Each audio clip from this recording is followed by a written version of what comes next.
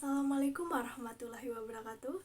Saya Dea Permatasari, kelas 1D NPM 212151119 Prodi Pendidikan Matematika Universitas Siliwangi. Di sini saya akan membuat video tugas pemaparan tentang pembahasan surat Al-Kahfi dan pembacaan surat Al-Kahfi ayat 1 sampai 10.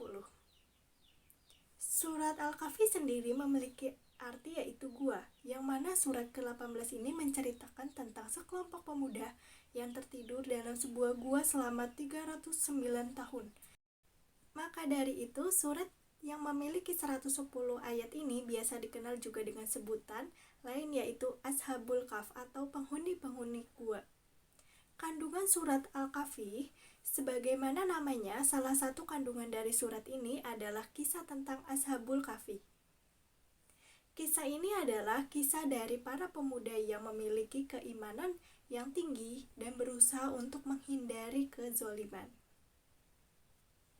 Hingga kemudian mereka masuk ke dalam gua dan akhirnya ditidurkan di sana. Sehingga namanya adalah Ashabul Kahfi yang artinya adalah para penghuni gua. Kisah Ashabul Kahfi secara lebih khusus terdapat pada ayat ke-9 sampai ayat ke-26. Namun, inti dari kisah tersebut terdapat pada dua ayat yaitu ayat ke-13 dan ayat 14. Yang artinya, kami kisahkan kepadamu, Nabi Muhammad, cerita ini dengan benar. Sesungguhnya mereka adalah pemuda-pemuda yang beriman kepada Tuhan mereka, dan kami tambah pula untuk mereka petunjuk, dan kami meneguhkan hati mereka di waktu mereka berdiri. Lalu mereka pun berkata, Tuhan kami adalah Tuhan seluruh langit dan bumi. Kami sekali-kali tidak menyeru Tuhan selain Dia. Sesungguhnya kami, kalau demikian, telah mengucapkan perkataan yang amat jauh dari kebenaran.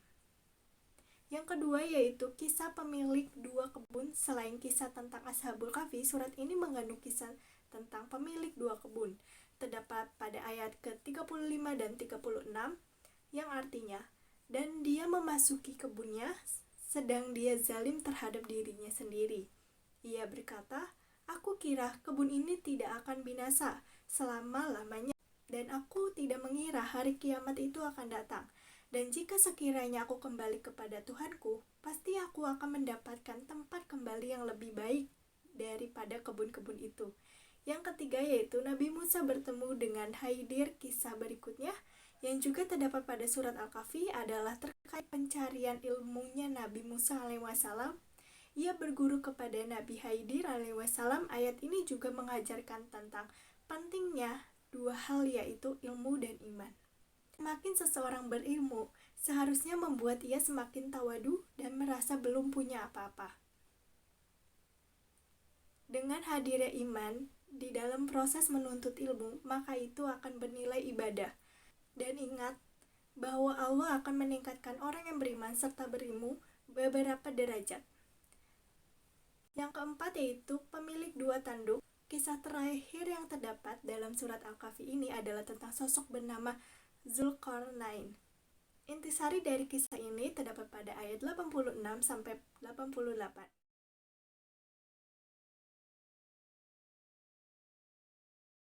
A'udzu billahi minasy syaithanir rajim. Bismillahirrahmanirrahim. Alhamdulillahilladzi anzala ala 'abdihil kitaba wa lam yaj'al lahu 'iwaja. Qayyiman liyunzira ba'san syadidan min ladu wa yubashshira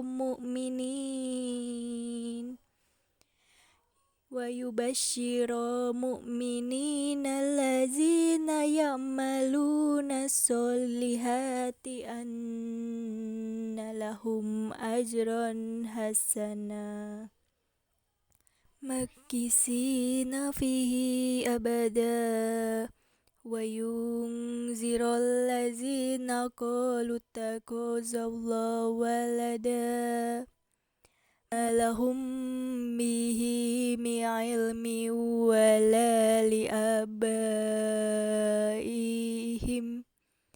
كبرت كلمة تخرج من أفواههم إن يقولون إلا كذبا فلعلك باخع نفسك على آثارهم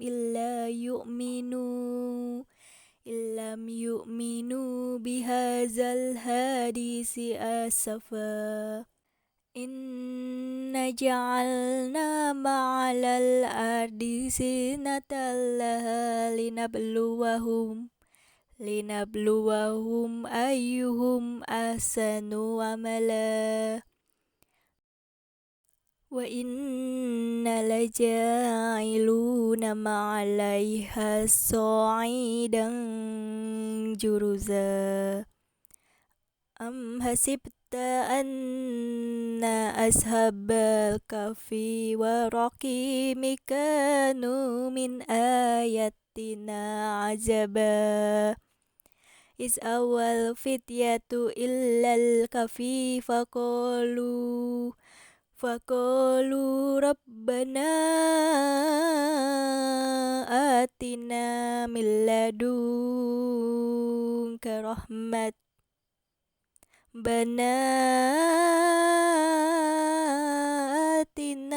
من لدنك رحمة وهيئ لنا من أمرنا رشدا Sadaqallahul azim.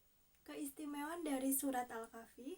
Yang pertama, dijaga atau dilindungi dari Dajjal bagi yang hafal 10 ayat pertama.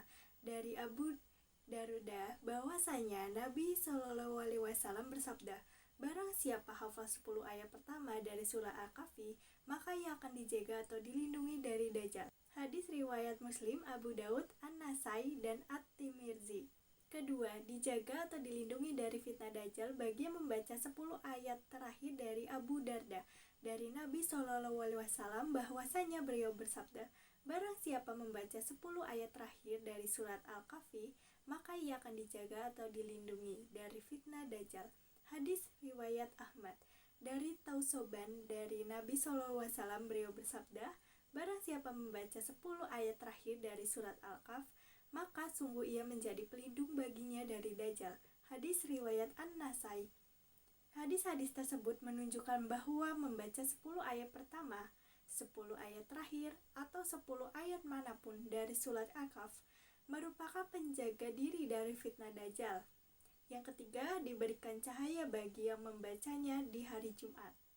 Dari Abu Sa'id Al-Khudri R.A. bahwasanya Nabi SAW bersabda, sungguh siapa membaca surat Al-Kahf di hari Jumat, maka baginya cahaya yang terang antara dua Jumat. Hadis Al-Hakim.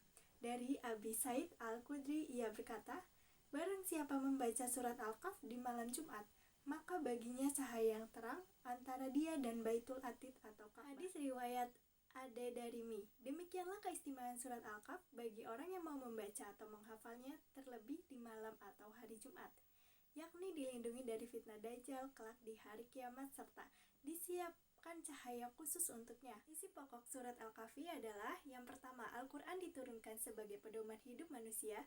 Yang kedua, mengisahkan pemuda Ashabul Kahfi. Yang ketiga, Rasulullah dihibur karena orang kafir belum beriman. Yang keempat, Rasulullah perintahkan untuk lebih sabar dalam menghadapi orang-orang fakir. Yang kelima, orang kafir diancam akan memperoleh siksa dan musibah.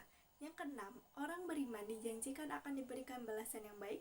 Yang ketujuh, perumpamaan antara orang beriman dan orang kafir dalam menyikapi hal-hal dunia. Yang kedelapan, perumpamaan dunia dengan hujan dan tanaman yang tumbuh di bumi. Yang kesembilan, iblis tidak mau sujud pada Nabi Adam. Yang kesepuluh, pemberian kitab catatan amal baik dan buruk.